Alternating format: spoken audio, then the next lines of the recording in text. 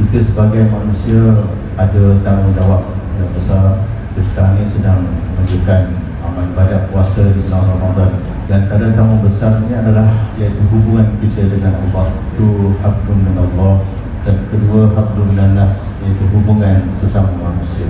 Kedua-dua perkara hubungan ini sangat penting untuk disempurnakan bagi setiap manusia yang beriman. Dalam hubungan dengan Allah ini kita melaksanakan berbagai cara. Di antaranya ialah kita kalau bulan Ramadan ini banyak melaksanakan solat, khususnya solat fardu dan solat-solat lain, solat witir, melakukan solat taubat, membaca Al-Quran, tadarus, melaksanakan zikir, memperhati kebesaran Allah Subhanahu Wa Taala, mengamalkan ibadah puasa dengan sesempurnanya, dan juga iktikaf di masjid atau surau Jumaat. Di mana yang kedua iaitu hubungan dengan manusia. Di antaranya kita juga bulan puasa ini banyak kita melakukan sedekah, iaitu membantu sesama orang Islam untuk sedekah untuk sama-sama iftar dan juga tadarus. Itu semua adalah di antaranya adalah berkait dengan hubungan dengan manusia, yang membantu sesama insan itu sendiri. Mungkin dalam bab iktikaf ini adalah salah satu perkara yang sebenarnya sangat dituntut ketika bulan Ramadan. Kesempatan ini, iktikaf ini sebenarnya tidak perlu modal, tidak perlu keluarkan duit, tidak, cuma perlukan masa. Kesempatan bulan Ramadan yang kita tunggu inilah sebenarnya ini dah 9 Ramadan, kita cuba memperbanyakkan iktikaf. Kita sudah hampir masuk ke fasa maghfirah, iaitu fasa untuk pengampunan. Kita perlu banyak mendekatkan diri, tafarruq dengan Allah SWT. Kita bertuah kerana surau ini sudah menjadi surau Jumaat, iaitu surau dipanggil surau Jumaat, dan dalam wilayah ini sudah dibenarkan memang untuk termasuk di tempat yang boleh iktikaf. Jadi maka tuan-tuan kalau masuk ke surau ini, walaupun 5-10 minit, niat terus iktikaf, mudah-mudahan dapat pahala berganda. Tuan-tuan dan puan-puan, secara umumnya iktikaf ni walaupun sunat, tetapi bila puasa sangat dituntut, insya-Allah ganjarannya amat besar, khususnya di 10 malam akhir.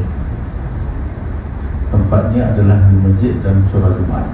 Surau Jumaat ni kalau dipanggil dalam fiqh dipanggil macam masjid jami'.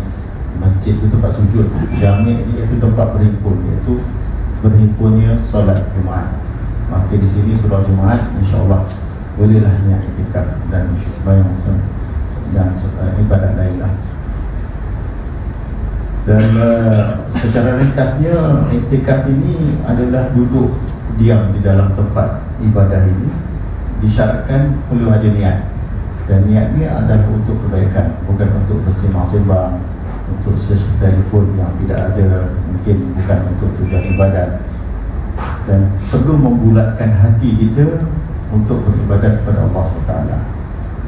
Duduk-duduk saja pun boleh iktikaf, asalkan kita menghayati tentang kebesaran Allah Subhanahu Wa Taala. Tapi paling baiknya kita beristighfar, berzikir dan sebagainya. Cuma bagi kaum wanita, memang ada dalam riwayat Sayyidina Aisyah juga beriktikaf di masjid zaman Nabi, tetapi duduk tempat yang bertirai, yang bertutup supaya nampak proper sikit. Jadi, dan dengan perlulah kalau di rumah, di masjid, dengan keizinan penjaga suami. Tanpa keizinan, maka hukumnya sudah berlainan. Tuan-tuan dan puan-puan, dalam iktikaf ni kita dapat melakukan zikir, tasbih, tahmid, salawat, dan yang penting buat doa, membaca Al-Quran, bermunajat, istighfar dan sebagainya. Semua itulah satu, kalau kita lakukan semua itu memang rasa-rasa macam tak cukup masa lah. Terlalu banyak kita nak berzikir. Kalau satu istighfar sampai 100 kali, 1 kali itu banyak. Tapi buatlah setakat yang mampu, jangan kita langsung tak buat. Dan Allah Ta'ala telah pun menjadikan pada kita setiap pahala yang amalan yang kita buat itu bagi orang-orang Islam kita, orang mukmin adalah 10 kan akan diganda 10 hingga 700 kali ganda. Bayangkan, sangat banyak. Ini betul-betul rahmat yang Allah Ta'ala bagi kasih sayang Allah pada kita, digandakan hingga 700 kali. Ganjaran sangat besar, dan di antara ganjaran ini adalah akan dijauhkan pada api neraka. Masya Allah, Alhamdulillah. Ambillah kesempatan bulan Ramadan ini untuk kita lakukan iktikaf.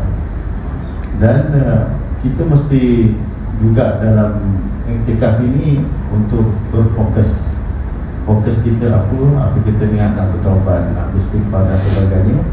Dan kita juga insya-Allah bila banyak beriktikaf ni akan berpeluang untuk dapat Lailatul Qadar pada malam hujung ni, kalau kita iktikaf pada waktu malam lah. Dan di situ akan diampunkan dosa kepada kita, walaupun dosa itu banyak.